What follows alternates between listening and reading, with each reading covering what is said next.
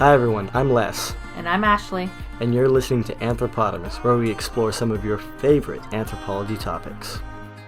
Hi everyone, welcome to our latest episode of Anthropotamus. Today's a good day. We have Dr. Erin Stiles from the University of Nevada, Reno here with us today.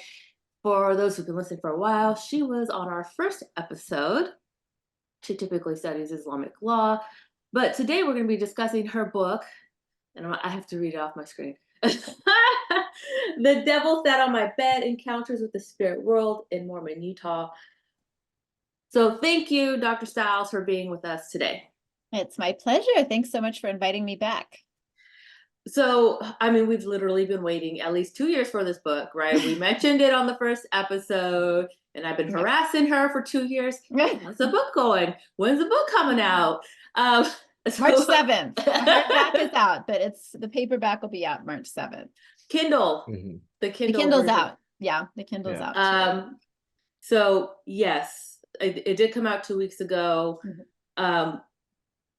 And I'm a slow reader, so I'm still reading it. But it's kind of the book is, let's just say, you give a lot of examples in this book of people's stories and seeing spirits. And I'm trying to skim this book as fast as I can for this episode, but then I'm like, no, wait, I want to hear what he saw.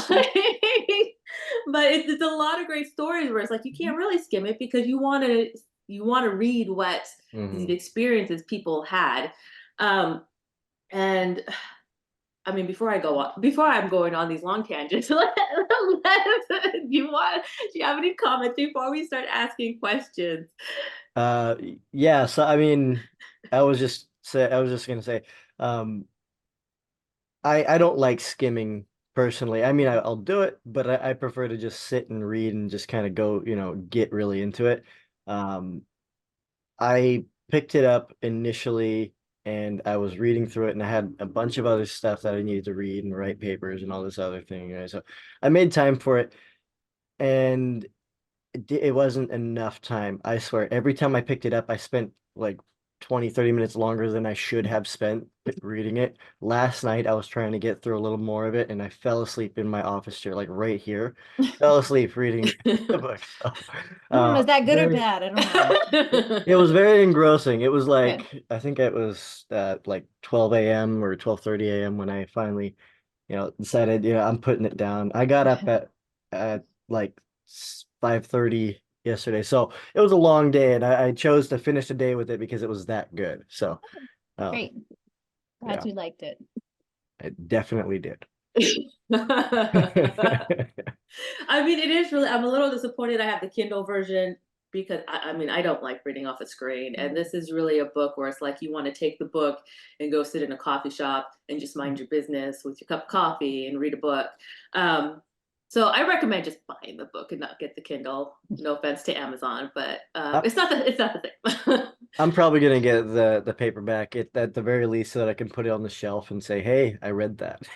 It'll be my trophy. Great. Great. Glad to hear. So, you start the book off discussing your childhood. You yourself are not Mormon. No. And typically you study Islamic law. But your childhood upbringing really, you discuss that and the influence on this book. Do you feel like growing up in the Mormon community influenced your faith or religious perspective in any way, even though you were not Mormon? Yeah, I think so. I think that, well, I might take your question and change it a little bit. I think, yeah, so I did grow up in an overwhelmingly Mormon or Latter-day Saint environment in a little town in Cache Valley, Utah, and my family wasn't. We went to Episcopal Church. But yeah, I think so. I think it's, as an anthropologist, I think definitely it was one of the main reasons I was interested in studying the anthropology of religion, because, my friends and I would talk about religion all the time. It was just something, it was a major part of everybody's life. And even my family, I would not say was super religious at all, but we went to church, and having a religious identity was very important. So I remember, that was something I always talked about with my friends, and that was, and and they'd say, well, if you aren't Mormon, what are you? And I'd say Episcopalian, and they'd say, oh, Presbyterian. It's like, no, Presbyterian is different, Episcopalian. And then they'd ask about our church, and I'd kind of describe it. And it was, and the people would come to church with me sometimes, especially on Christmas Eve. It's very popular since Latter-day Saints don't have a Christmas Eve mass. So that was always fun. And my mother actually used to complain because she would say, I have to get to church so early on Christmas Eve because all the Mormons are coming and taking up all the pews. So they just, because it was, it was a beautiful spectacle, incense and candles and robes, and it's lovely. It's very different from a Latter-day Saint service. But I think that just that interest in religion as a part of people's lives and a part of people's identities, I'm sure in part came from growing up in that community. And I remember I'm going to college. I went to college in North Carolina. And I do remember suddenly, like, it wasn't, no one cared what religion you were. And we didn't really talk about, it was just that, like, oh, wow, this isn't a subject of conversation all the time for, for other people. So I think that, I'm not sure exactly, Ashley, if I'm understanding your question the way you intended, but I think it definitely helped generate my interest in the anthropology of religion. And I knew when I started college, I was pretty sure I wanted to major in anthropology, but I was also very interested in religious studies. I was interested in political science for a while until I took a class in political science, and it's a good class, but that was enough of that for me. So yeah, so I kind of went back and forth between being a major in cultural anthropology. At my university, there were separate departments for cultural and for biological anthropology, and then some semesters I was a religious studies major, and then I finally settled on anthropology. But always with an interest in anthropology of religion. And so I think that definitely came out of growing up in this environment where religion was such an overwhelmingly present part of everybody's lives. In, either whether you were in the Mormon church or outside of it, it was just always a subject of conversation. So I have a question, and because your book it's largely like seems like it's about the intersection between religion and spiritualism, and I noticed that there can be, it seems like there's some pretty big differences between the two. And just as, a little bit of background, growing up, my family was religion was strange. On my dad's side, it was very Catholic. Mhm. My mom's side was a whole nother thing that I don't want to get into right now because it was very mixed bag. Mhm. Um, but the net result was the religious experience that I had growing up was kind of more amalgamized into a more, life is spiritual approach than religion as, taught through church or through the Bible or something like that.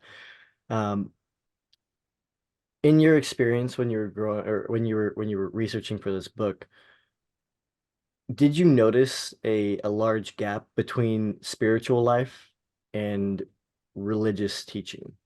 No, not at all. On the contrary, not at all. I think one of the points that I tried to make in writing the book is that these encounters with spirits is really the core of religious practice in some ways, and religious understanding. There's one fellow I interview in the book. He's a high school seminary teacher. He had this wonderful phrase that I think he called it, I can't remember. No, I can't remember my own book, but he had this wonderful phrase that he used, that these spirit experiences are at the core, at the heart of what Latter-day Saints believe. And so I think that I wouldn't separate those at all. It's very much in line with teachings of the church, that there is a spirit, that you before you enter the world as a mortal, you exist as a spirit child, and everybody does. And then after your death, you are in the spirit world again, and you're, moving toward eventual salvation, hopefully. So I think that, yeah, no, I would say that they're one and the same in this context, that these experiences of the spirit world are very much in keeping with church teachings on the nature of existence for human beings, that there is this spirit part of the human is essential, and that's kind of where people came from and where they're going, and that the mortal existence, and yeah, and in Latter-day Saint teachings, and in, you know, theology, in order to progress along the path to salvation, you have to have a mortal body. So becoming mortal by being born, you know, as a human to human family is necessary. You can't, it's kind of a stage in that path towards salvation. So and you know, one of the key, if not the key teaching of the Mormon Church is that families are eternal. And so a lot of, you know, if people know anything about Mormon teachings, that's maybe one of the things that they know. And so this idea is that the family has the potential to be eternal, together eternally, through being sealed in a Mormon temple, either in marriage or being sealed to the children.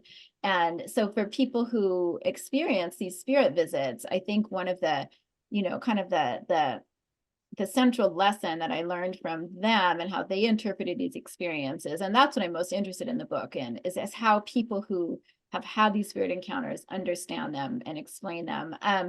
So in the key lesson I take from people who've had these experiences is that for them, they confirm the reality of that idea of the eternal family, that if you have, say, that, you know, the spirit of your deceased grandfather visit, or the spirit of a future child visit you, it's a very special thing, and it's interpreted and understood as kind of a confirmation that, okay, the family is eternal.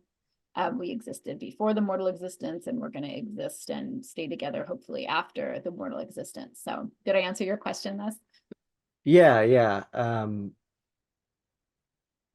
It's led to some other questions, but I'll let Ashley take the Sure. reins for a moment so I can think about them. Okay. I have a similar issue because I feel like there's just so much I'm still there was not enough time to process the book. And I feel like I have a lot of mixed things going on in my head. It's making it difficult to make questions. But before we move on, because I don't know anything about Mormonism. Whenever they come knocking on my door, I don't answer the door. Um, um, but can you explain a little bit the differences between Mormonism and, let's say, more mainstream Christian Sure. sects? Yeah, that's a great question. Yeah, so most Mormons would call themselves Christians, and so you know, some scholars have debated, well, are they Christians? Are they something else? I certainly think of them as part of the broader Christian family, because that's how, you know, Mormons identify themselves, and they share a lot with other Christian teachings. However, there are some really significant differences. So for Latter-day Saints, and I should probably, the preferred term now is Latter-day Saint rather than Mormon, but a lot of people use Mormon colloquially, so I'm going to go back and forth between those.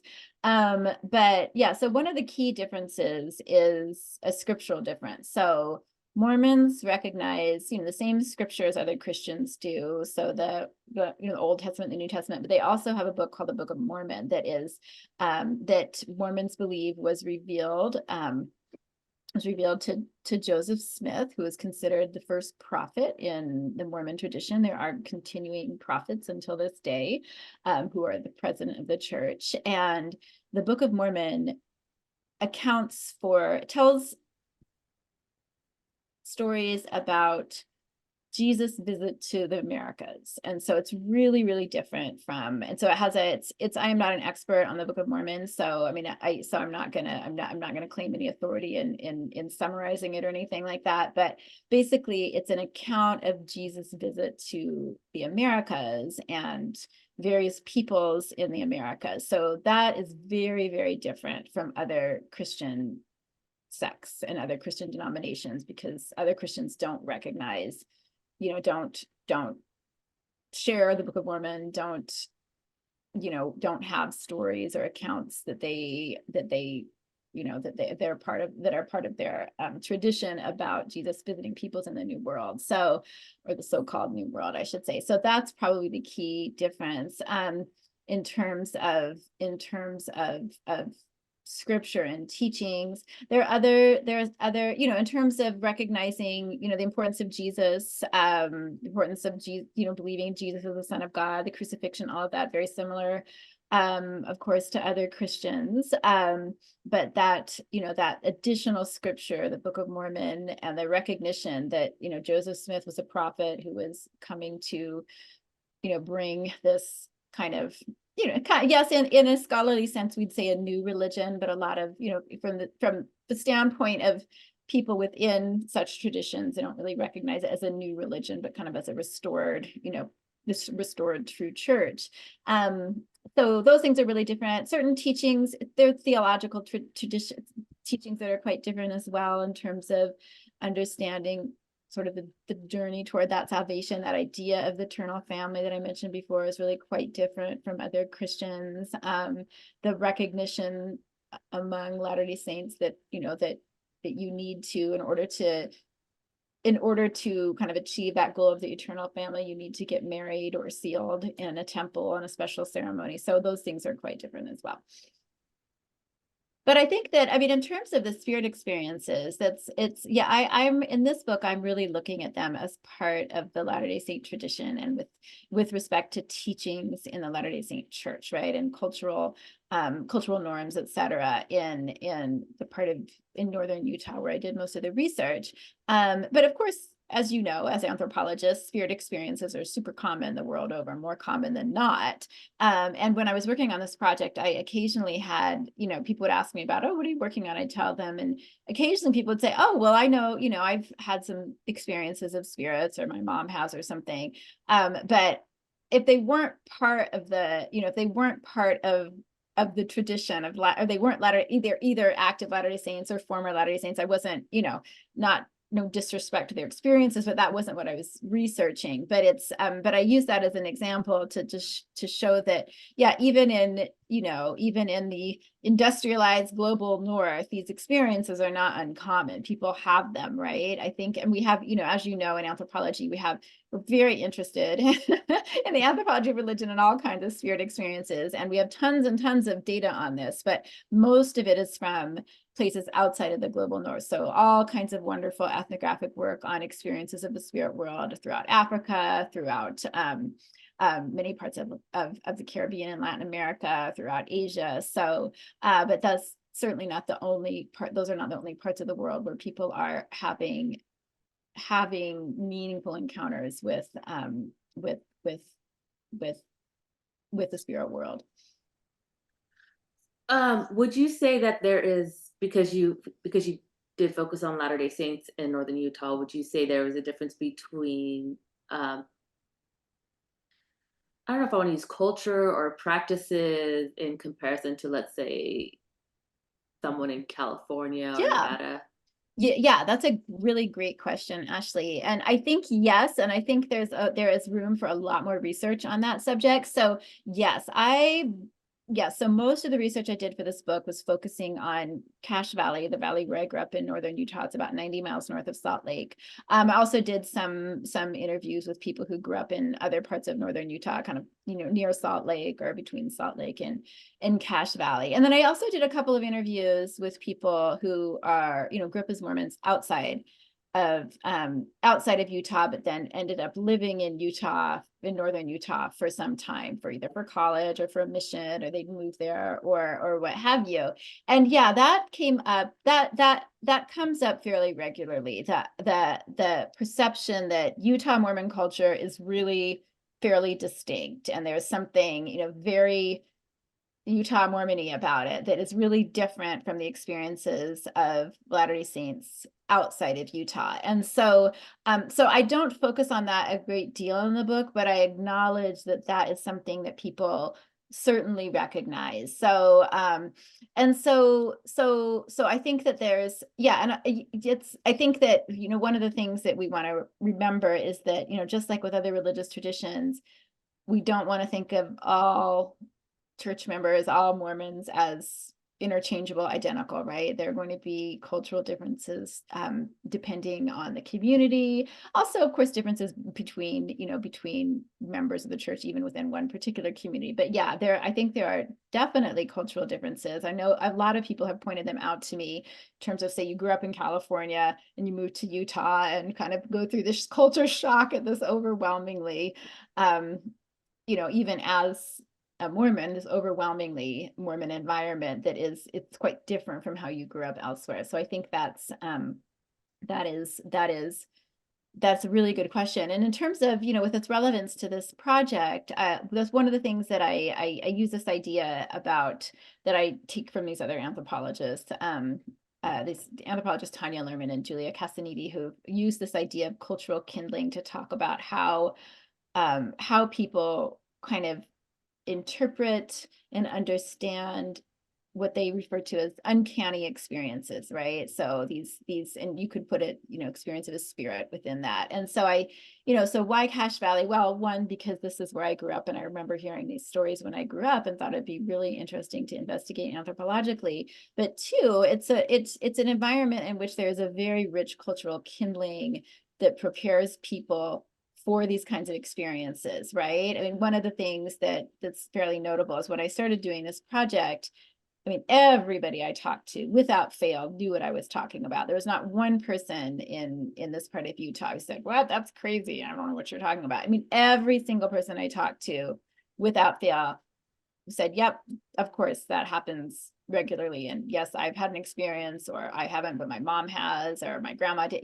So everybody either had an experience themselves or knew somebody who had. So it was very much part of, a religious life in the community. And so in that way, there's, using this idea of cultural kindling, people are used to hearing these stories, right? And often people don't share personal experiences because they are often regarded as really quite sacred, especially if it's a benevolent spirit. If it's a malevolent spirit, that's something else. But so they're not, it doesn't necessarily mean that everybody's personal experiences are always shared, but enough are, and there's enough folklore surrounding these kinds of experiences that everybody's very familiar with this as something that happens, right? And so the kindling is there, all right, so that people are prepared for those kinds of experiences if they happen. So, and I think that is something, I mean, and they do happen in other Mormon contexts as well. One thing, and I mean, I haven't done extensive research in other,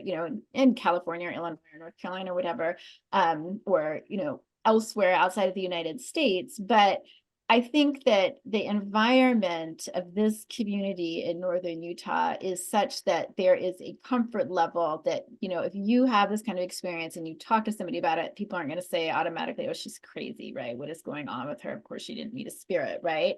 Whereas maybe in other contexts, the recognition that they can happen is there, but that comfort level that, being able to share it on a community level, or recognizing that this is something that happens.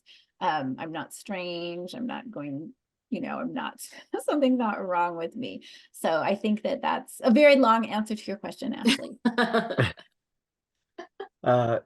So actually, I was going to ask a question about the cultural kindling part, but Oh, sure. you pretty thoroughly answered it there. Okay. Yeah, I was just going to say I know some people from the Salt Lake area, so not quite the same area, but Mhm. Salt Lake area, Utah, who are not Mormon, but still have a lot of very spiritual, a lot of spiritual meeting stories, stuff like Hmm. that, right? So it seems like it's pretty Interesting. common just, throughout the culture in that region. Yeah, maybe that's really fascinating. So I'd love to hear more about that. I mean, I didn't work with non-Mormons at all on this Right. project. So that's fascinating. I'd love to hear more about that. That if perhaps, that would be something interesting to look at, that if they're, non-Mormons growing up in this environment where there is this recognition these things happen, are more likely to have those kinds of experience too. That's really fascinating. Hmm.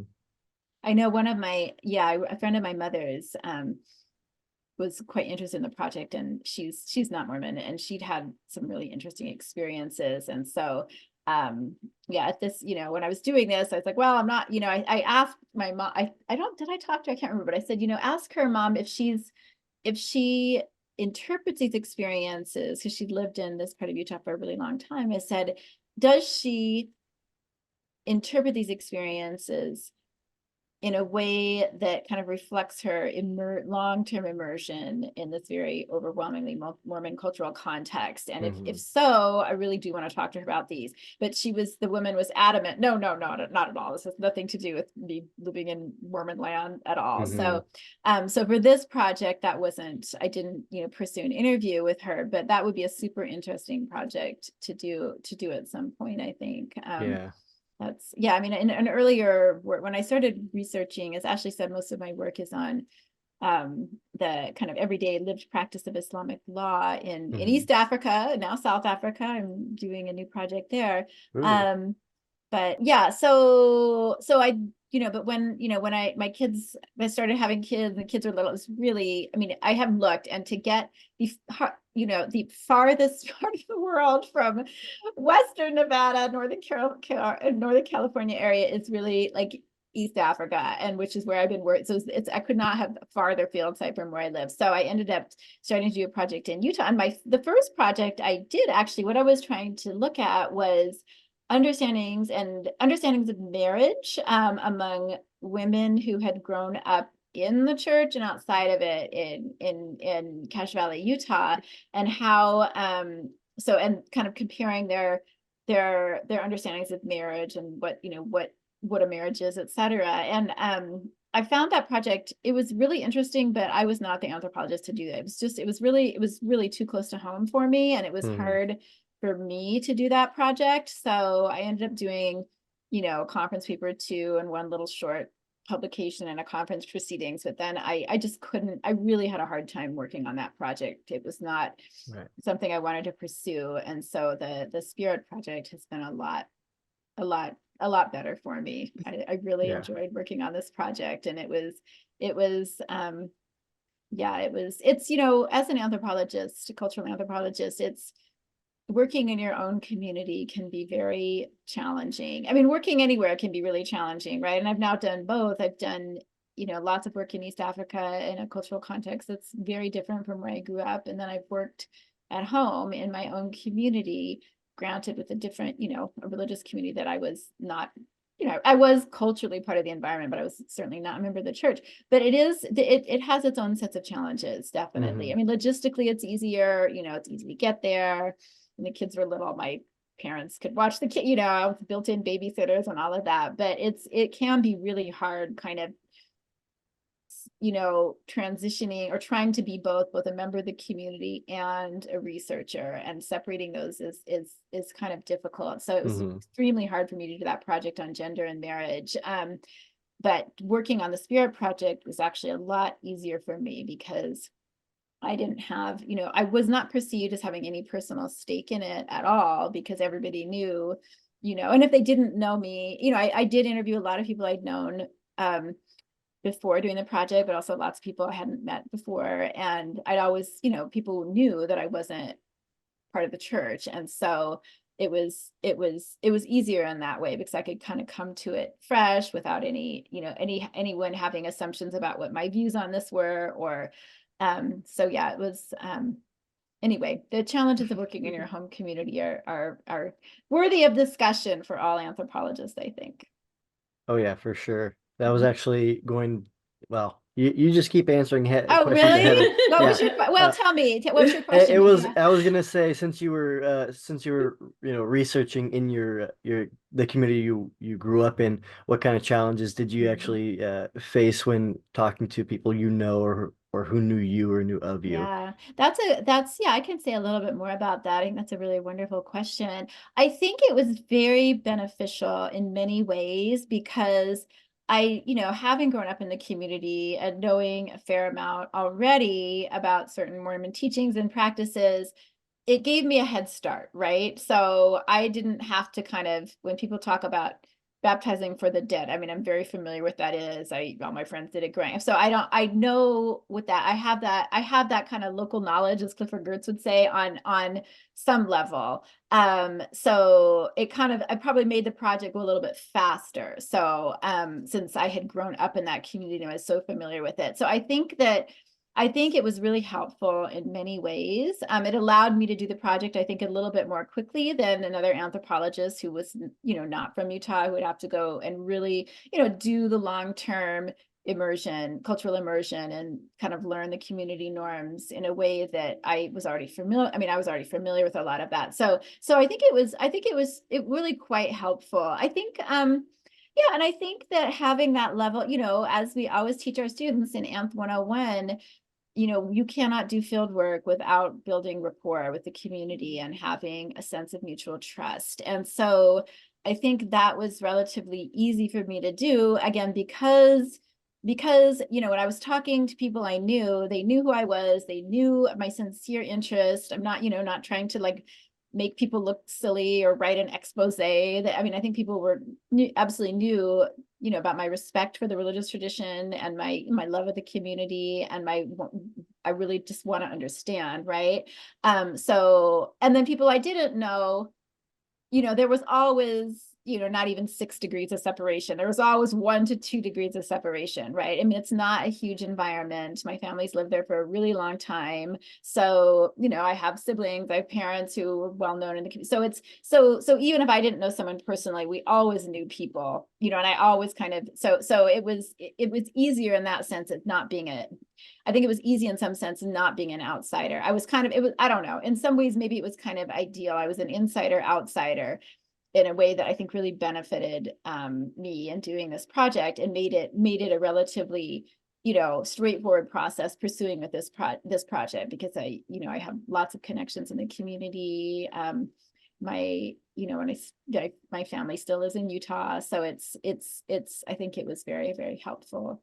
Yeah, and then I think, yeah, the challenges, again, it is navigating that. Oh, my, here, am I here as visiting my friends and family, or am I here doing research? I mean, that's a little bit, I think it's, in some ways, I think that's really hard. And I tell my students who end up working in their home communities that it can be really difficult to kind of draw that line. And so, my advice for students or other anthropologists who do end up working in their home communities is kind of, I don't know. I think I like to structure things. So kind of structure things out is, okay, this is research and this is when I'm finishing research. And so you have that, you kind of have those boundaries, and you're able to really think of yourself as a researcher, and not just, I mean, things wrong with being a community member, but not just a community member. So I think that's helpful. And I, obviously don't live there now, so I live in Reno, but kind of thinking about those every time I would go do field work in Utah, thinking about that as a bound to say, okay, I'm here as a researcher now. Yes, I'm visiting my family. Yes, I'm seeing friends, but I'm really need to put my anthropology hat on, like the hippo on your shirts, right? And think that here I am to really do this project as a researcher. Yep. I was gonna say you've got your anthropology hat, and when you're wearing that, you're in that mode, and then Yeah, I think, yeah, yeah, but it can be hard, yeah. to remember that when you're working in your home community, I think. But I think there are a lot of benefits to doing it too. I mean, I think as probably most anthropologists would agree, I think there's huge benefits to working in a place that is not your home community, and coming in with that outsider, having to learn everything from scratch. And there's also benefits to not having to do that. So I think that I don't think one is the ideal model for an anthropologist. I think both, there's benefits to both, and of course Mhm. difficulties and challenges with both. Well, it sounds like it was a very unique opportunity for you. So, Mhm. and I'm glad you got the chance to do it, because it's definitely given me something to think about. So. Good, great, great. I've got a pretty close friend who grew up Mormon here in California, and Yeah. another friend who I went to school with who converted to Mormonism and Hmm. then moved out to Utah, and recently moved back. And the connection between both of them are actually friends as well. So the connection between that situation and this one is just they both seem to be struggling with their personal beliefs versus the things that they were taught in the from the Book of Mormon, Hmm. not specifically what was actually said or what was written down in the books, but rather how their experience in their families kind of clashed with what they read in the book, Hmm. right? So, and I'm just thinking this had nothing to do with spiritualism. I gotta go on the tangent, so I apologize. That's okay. But I will have something to say, I promise. it just the they both, like I said, have been struggling recently with their viewpoints on Mormonism, and have recently, decided to, while they're stepping back from Mormonism, Mhm. they're stepping back into their religious studies, and going back Hmm. into they're trying. Well, the last conversation I had with the two of them about it was they've been trying to rediscover what the value they found in it was when they were growing up, Okay. right? So, I guess it was just a, way to Yeah. consider. Well, can I make a comment on your comment? I know Absolutely. it wasn't a question. Yeah, so that's interesting. And I think there are a lot of people in that, I mean, not certainly just with Mormonism, but who, Mhm. once they grow up or have questions about the faith tradition they were raised in. But one of the things, I don't know if I know you guys aren't, the book is just barely out, so the paperback's not out yet, but in the last chapter, I don't know if anyone's gotten to that one yet, but the last I'm couple of chapters of the book, I talk about the evil spirits, and mhm. which are very different from the benevolent spirits. And in the final chapter, I talk about how people get rid of evil spirits. So, and it's not a situation like, that you remember from your anthro class. It's about possession. That very rarely happens. So evil spirits come and they threaten and they harass, but they don't really possess that often. So they're not taking over somebody's body. And so the normal way when you ask people, well, how do you get rid of a spirit? People say, okay, well, you cast out a spirit. And so the person who does that needs to be a member of the priesthood. And so the priesthood in the Mormon church is very different from how other Christians might use the term priest. So it's only men, and any boy over a certain age, I think it's 12, it has been 12, I don't know if it's changed recently, but who's in good standing can become a member of the priesthood, and then you can kind of advance through different levels of the priesthood. And so there are lots of experiences with evil spirits that are, where somebody who is a priesthood holder comes and can cast out the evil spirit who's haunting, kind of I mean, people don't usually use the term haunting that much, but I just kind of used it as, someone's an evil spirit is bothering people and needs to be cast out of a home or an apartment or something. And so a priesthood holder can come and do that through a fairly simple process. But that is a point of contestation in terms of the gendered nature of the priesthood. So in the church in recent years, there have been some high profile figures, one of whom was excommunicated about 5 or 6 years ago, who was the leader of a movement called Ordained Women. So there's for people who want women to be ordained as priests in the Mormon church. And one of the things that I noticed in talking about evil spirits and how you get rid of these evil spirits is that a lot of times people would talk to me about how they differentiated between, say, the institutional body of the church today and Mormon culture in Utah, and how they recognize the true teachings of the church, right? Or the true church, or the kind of the what the church really should be about. And this was people often did this in talking about gender. And so kind of the formal position is that, okay, in order to cast out a spirit, it really should be someone who holds the priesthood, who would be, a man who has, reached a certain level or certain level of standing in the church, or a teenage boy, but ideally, someone who has a higher level of the priesthood. But a lot of people point out the very important spiritual role of women in the early church. And so I had a lot of people who talked to me about, okay, well, the church today, the institutional body of the church today really emphasizes the kind of this hierarchical nature of a all male priesthood. But in the past, women were very well known for exercising spiritual powers, and not as formal holders of the priesthood, but were very able to do things like cast out spirits, etc. And so a lot of people are complex thinkers, right? And so a lot of what I focus on in that chapter is how people kind of differentiate between the institutional body of the church today and the emphasis on, say, you know, the all male nature of the priesthood, and, you know, men having these special powers that are affiliated with the priesthood, and what they regard as really the true church, right? Or the true meaning of the church, or the true teaching of the church, which has a more expansive view of spiritual power that includes women's spiritual power. So so I think, yeah, in terms of your friends who are kind of wrestling with certain questions, I think that's not at all uncommon. And that's something that I mean, there's a lot more research to be done. And there are other people who are certainly researching that. But in terms of the spirit experiences, I really saw that kind of coming to the fore when people are talking about how you handle these, you know, these negative experiences, what you do when a bad spirit comes to harass, and who can kind of cast out that spirit and who can't. And so often kind of contrasting that, you know, the early days of the church versus the kind of institutional body of the church today. I Yeah, have so more of a comment rather than a question. I do have one or two other questions, but that's more of a kind of wrap Sure. up the episode. Okay. So you know, I'm not Christian, but I mean, I was, Mhm. and I mean, you know, I've read the Bible. It's been a while. I'm not gonna lie, but I found it very interesting when you start discussing Mormonism. And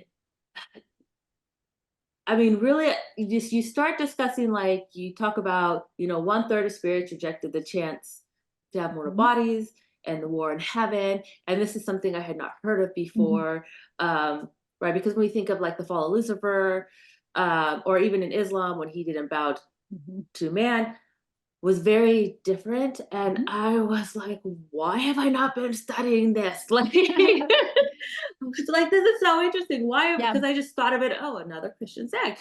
But then I started reading about, you know, in your book, War in Heaven, I was like, why have we not been talking about this more? Like, this is Mhm. so interesting, the differences in Yeah. in the way they view, you know, the fall of Lucifer and stuff. But Mhm. it really did encourage me to want to go learn more.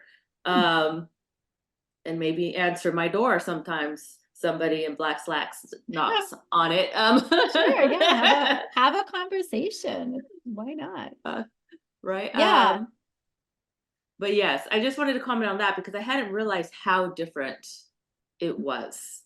Yeah, it Still is. I mean, I think processing. I'm glad you brought that up, because that's really, I mean, that Mormon teachings about this war in heaven, and that, you know, people were given the choice to either follow Jesus or follow Lucifer, more commonly known as you know, I think in the book for the war in heaven, I say Lucifer, and then elsewhere I say Satan. But that was a choice that those spirits made, right? And then the ones who chose to follow Lucifer are never going to have a mortal body. So they're never going to be human, and they're never going to, you know, move on to that path to salvation. And so in the book, I look at, you know, the first half of the book looks at benevolent spirits, and the second half of the book looks at malevolent spirits, so the good spirits and the bad spirits.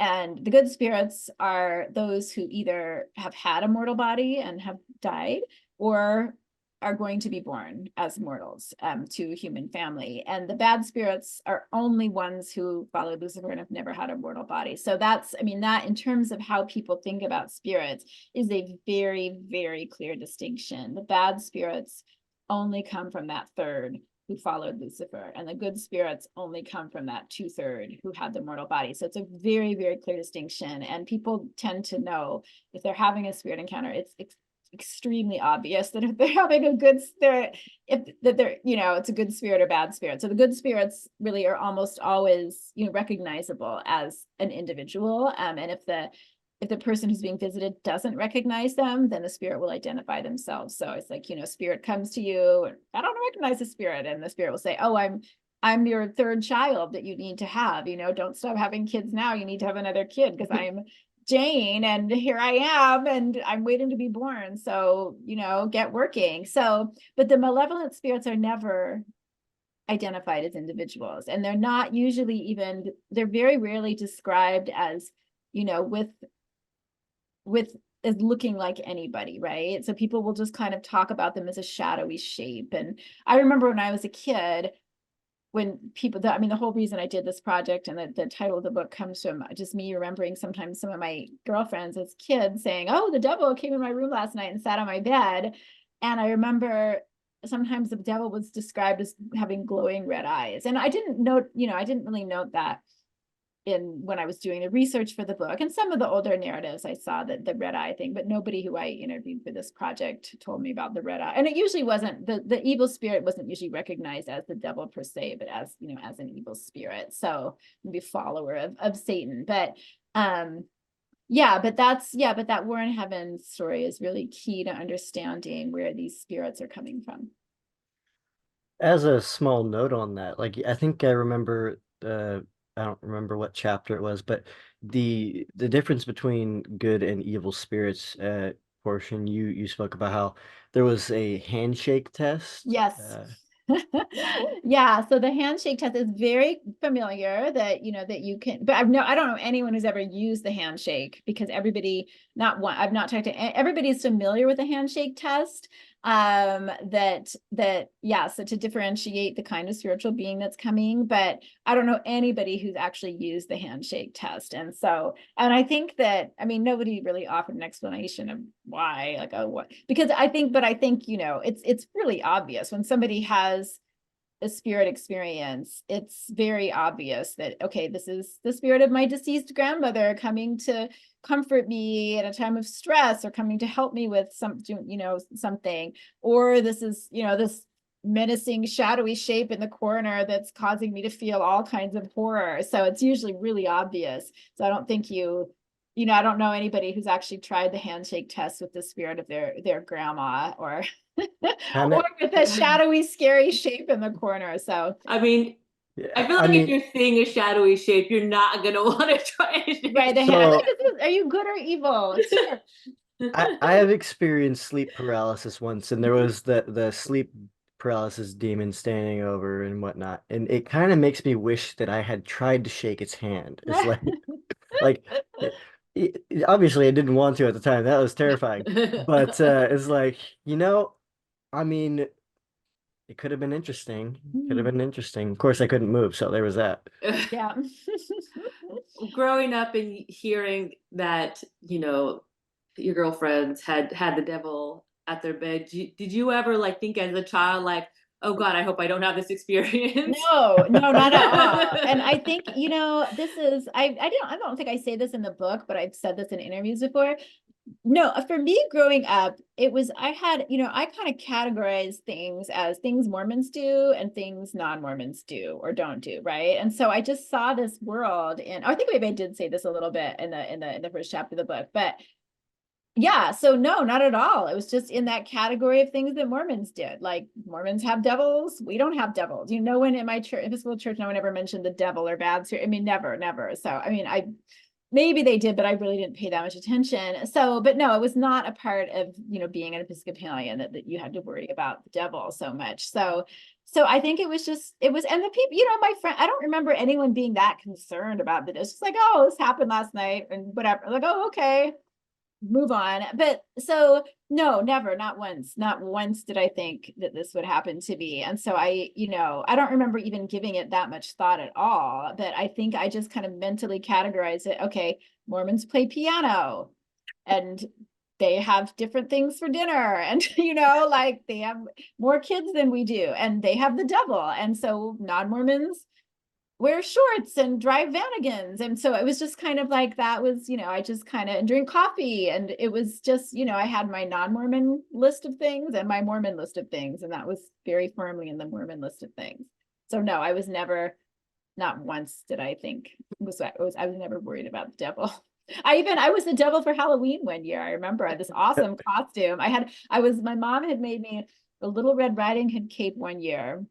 And so, so I was Little Red Riding Hood one year, and then the next year I wanted to be a devil. And so we got, those like weird, like rubbery mask things. And so I wore the Little Red Riding Hood cape, and then I had this like rubbery devil mask. So I gotta say that the description of Mormon versus non-Mormon just struck me as something that was kind of really funny.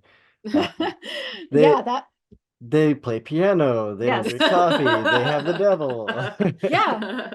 Yeah, That's I great. know. I even think like placemats I had in the non-Mormon categories, like non-Mormons have placemats. It was just like What? Mormons have What? Mormons sit at dinner without placemats, but non-Mormons use play. I mean, it was just all these, I'm just thinking back, like non-Mormons, Mormon moms wear makeup and non-Mormon moms don't. I mean, it's just, and it was just because, my mom didn't wear a lot of makeup. And so I just kind of assumed that was a non-Mormon, that non-Mormons don't wear makeup. And, and Mormon moms do wear makeup. Non-Mormon moms mow the lawn in their cutoffs.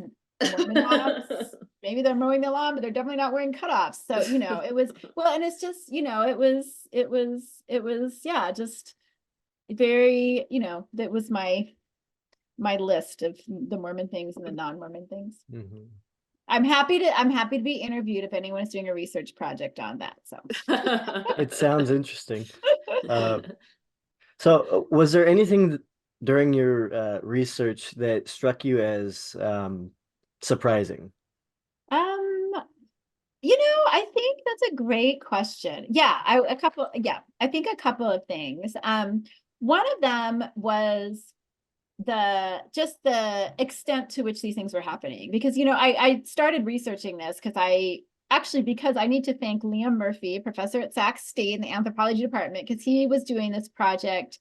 He studies anthropology of Christianity. He was doing this comparative project on conceptions of evil, and he'd asked me, he's like, "Hey, Erin, do you know anybody, or do you know anything about conceptions of evil in Mormonism, or anybody who's working on that?" And this is many years ago, and I said, "I don't know much, but that sparked my memory of the devil stories." And so I have to give a shout out to Dr. Liam Murphy for kind of sparking that interest in this project.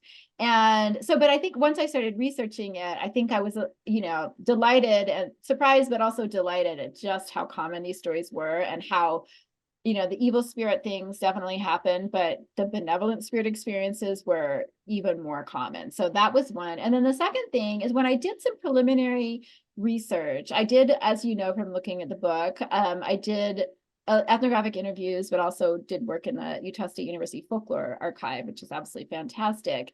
And when I first started reading narratives, because I started in the folklore archives and then I started doing the ethnographic interviews, the first dozen or so narratives I read, I had this kind of working hypothesis that young women were more likely to be harassed by evil spirits, and that they had to, and so I thought there was going to be this major gender component where young women were harassed by the spirits, and these male holders of the priesthood, often older, were the ones who'd come in and rescue them. But so I even wrote a little grant proposal with that as kind of a working hypothesis, but not at all. So once I started doing more research, I mean, that was why, we train our cultural anthropology students, and, to do a little pilot project first, do a little preliminary study to see what the questions are.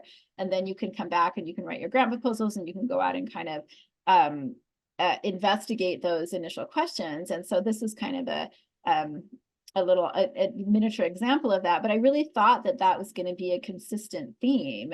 There was going to be this really gendered dimension to experiences of the spirit world.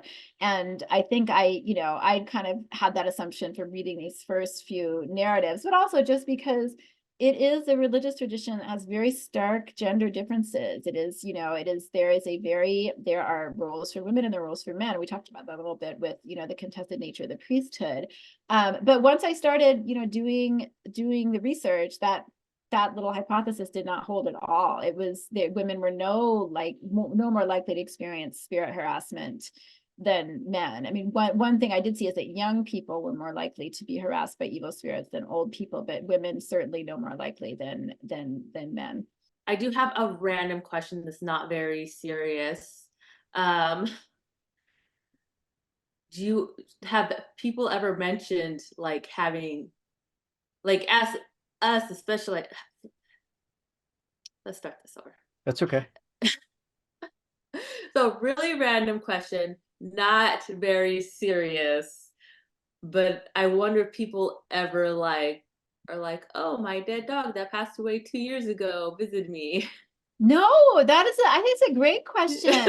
That is a great question. And no, I've never heard anybody discuss an animal. I think that's a super interesting question, Ashley. I'd be, I'd be excited to hear about that. But no, I have never heard anybody talk about an animal coming back to visit. But I think that, I think that, yeah, and I think that, the reason it would be a completely different, it'd be fascinating, and it'd be really different because, the reason that humans can come back is because they are spirit children of God, right? And they are progressing on this path to salvation. And so I think if someone had the spirit of an animal come back, it'd be a super interesting theological question to investigate anthropologically, right? So, anthropologists are not theologians, though there's one really interesting anthropologist of Mormonism who's also a theologian. So, but that's a really unusual combination. But anthropologists, we do kind of like to study theology and practice, right? I mean, that's one of the things we do as anthropologists. I love this phrase that my dissertation advisor John Bowen uses, and I've also read other anthropologists using it: the social life of scriptures, right? So as anthropologists, we are interested in scripture, sure, but not as scripture on its own. We're interested in the social life of scripture. So how scripture is interpreted by people who use it every day, right? And another term that we use, I use it in the book to describe one woman who I interviewed a few times, who I call Lynn in the book, but I refer to her once or twice as a lay theologian. So she is, she's not a formal, she's not a member of the priesthood and isn't, formally trained as a theologian. Sorry, I have a dog here. He knows that we're talking about questions regarding the spirits of animals. But yeah, so as anthropologists, we're sure interested in those kinds of questions, right? In terms of how, the social life, how scripture is interpreted, and often interpreted differently in every religious tradition. It's always a point of contestation, right? And discussion and debate. And then also this question of lay theology, like how people who are not, either leaders or trained theologians or whatever, how they are interpreting these sources and these really these important questions. And so I think that if somebody said they had a spiritual encounter with a deceased pet, I mean, there you go. Basically, what that person is indicating is, okay, so the dog has a spirit, right? And the dog has a spirit that is part of the spirit world and can interact. So that is a super interesting question. No, I've never heard that happen, but if it did, I think I would really like to talk to that person. So yeah, it's a great question, Ashley. I asked because I have I had a pet that passed away like over a year ago, and he still comes in my dreams. I just think it's like my guilt. Like if he feels real, like I can even feel it. That's probably because my cat's laying on me while I sleep. But I think that has more to do with my guilt of not being there when he passed away. I'm still like holding on to that. But it does feel real when he's there. And I'm like, do other people experience this? I think that's another interesting point, is that one of the things, in the book, I don't differentiate between people who are visited in dreams and people who are visited while they're awake. And the reason I don't is because that is not important. So it's not important to people who have these spirit encounters. They can come in your dreams and they can come when you're awake. And so, people sometimes do have the spirit encounters in their dreams, and they're not differentiated as less significant, right? It's not, oh, it was just a dream. So usually people don't have any question that a spirit visit is a spirit visit. So I grew up having very, very vivid dreams, to the point where it's just like, um, there are some dreams that just feel like reality and some dreams that don't. And I can see how somebody might make or take a dream like that and say, well, this was different. This has to be, and not trying to say that not trying to take away anything from the significance of it, but I can see easily how somebody might distinguish something like that as a specific visit or event that's significant to them from their culture. Yeah, sure. Definitely. I think that's, looking at the significance of dreams across cultures is really, really fascinating. There's this anthropologist of Islam, Amir Mittermeier, who researches, I cite her a few times in the book, but she studies Islam in Egypt, and she works with Sufis who are part of the Islamic mystical tradition, as Ashley knows, and Les, I don't know if you studied Islam at all, I can't remember. But so she looks at special dreams, so what she refers to as special dreams in the Sufi community. So and their significance. So yeah, looking at dreams across culturally and across different religious traditions is really, really fascinating. But yeah, they absolutely can have great significance in different contexts. Definitely. Definitely super interesting area. It'd be super interesting to teach a class on that, wouldn't it? So Oh yeah, I would take Go that for it. class. I You would do take that it. class. Dreams across cultures. Would you take that? Okay. Oh, Yeah. absolutely. That would be, I'll think about that. That would be a great class, I think. Yeah.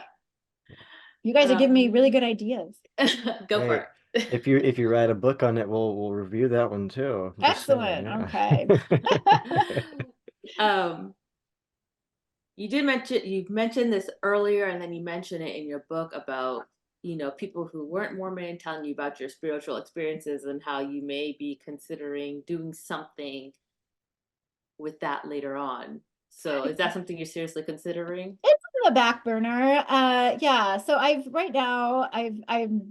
back in the law mode. So I've, kind of whiplash from working on the spirit experiences to now I'm back working on Islam and law in Africa. So yeah, I just got back from a short trip to Cape Town where I was assessing the feasibility of a project on inheritance disputes over regarding inheritance and inheritance law. So yeah, I think I would like to come back to the spirit experiences at some point in some fashion. That's a little idea percolating. Percolating on the back burner? I guess that's not really a mixed metaphor, but yeah, it's possible. I don't have any immediate plans to do that, but I think the next couple of years I'll be back in the Islam and law world, and then after that we'll see. I wanted to step away from the book a little bit. Now, you typically study Islamic law, and in this book, you study spiritualism and Mormon Utah. I mean, in regards to your grad students, when you're choosing students to work with, what are the types of research working on or interests they might have when they're applying? That's a great question, Ashley. So for especially for PhD students, usually we really want to bring in students who we can advise effectively. So they should be working on something that I feel like I can advise them well on. So most of my students, I think all of my students are working on anthropology of religion, either in Christianity or Islam. So right now I have a student who is studying a student who's just about to finish her dissertation and she has done research in central Utah with a self-described fundamentalist Latter-day Saint community, and she's looking at issues of they practice polygamy, and that's not the main focus of her research, but it's part of it. But she was kind of drawn to the topic because of her interest in polygamy. But she's looking at ideas of religion and healing in that community and some other and certain questions relevant to kinship. I have another student who's doing his fieldwork in Japan right now on Muslim migrants from mostly Southeast Asia, also South Asia, to Japan. Really great project there, and how they're kind of navigating that being a Muslim minority and in Japanese context. And I have a student who's working on, she's working in South Carolina with an Irish traveler community. And one of the things she's looking at is, she's actually my student who's quite interested in law as well. And she's looking at conceptions of marriage and practices surrounding marriage in the Irish traveler community, especially as traveler marriage practices either intersect with or differentiate from South Carolina laws of marriage. But she's also interested in questions of Catholicism and Irish traveler Catholicism. So normally when I want to bring PhD students in, I'm looking for students who are working in either have an interest in usually in a religion or law or both. And I feel, I can advise students working on anthropology of Islam, certainly, also anthropology of Christianity. I'd consider other projects as well, but normally we want, for the students' benefit, you want to have a PhD advisor who really knows quite a bit about your topic. it can be very difficult if you're choosing a PhD topic that your advisor doesn't know anything about. You're not being well served. It just makes your path harder. So when we, we're pretty particular about the PhD. With masters, I'm a little bit more flexible. I had a student do a wonderful MA project on. He did his work on a Shinto community, a Shinto shrine outside of Seattle, and I am certainly not an expert in Shinto at all. But it was in the anthropology of religion, and it was wonderful for a master's project. For a PhD, we want to be pretty, for the students, benefit. We want to be pretty closely, we want to be pretty knowledgeable about what they're working on. The reason I asked is because, you were my advisor at Sac State in my first BA. And then, you were there at Reno when I was in Reno. And although in Reno, I was a bioant student. Yeah. And I was reading the book and I was like, I don't know what any of her students are doing. Oh yeah, those are my current PhD students. And then I have 2 master students who are, one's working on doing really interesting work on an LGBTQ plus affirming Protestant community congregation in Reno. Did great field work with that community. And then another one who did research on Sufis in Senegal. So yeah, all of them are working on religion. Then I have hopefully a couple coming in next year. One who actually wants to work, my first student who's interested in Judaism. So we'll be joining the program next fall, I hope, if all goes according to plan. But she wants to study issues regarding American Jewish identity. So that's not an area of expertise for me, but I have an interest in, and actually did an undergrad certificate in Judaic studies to complement my anthro major. So I'm excited about working with her, and then possibly another student who wants to work at the intersections of religion and healing. So those are the students. All right. Thank you again, Dr. Stiles, for coming on the show with us. Once again, her book is The Devil Sat on My Bed, Encounters with the Spirit World in Mormon Utah. And we look forward to what you have coming up next. Thanks so much for having me. It's been a pleasure. And for those of you watching, please don't forget to like and subscribe on our YouTube channel. And you can find us at www.anthropotamus.com, as well as on Instagram and Twitter. Thank you all for listening. Distribution of Anthropotamus is in collaboration with the American Anthropological Association. Please continue to follow us on Instagram and Twitter at Anthropotamus for our latest episodes, show notes, and book discussion schedule.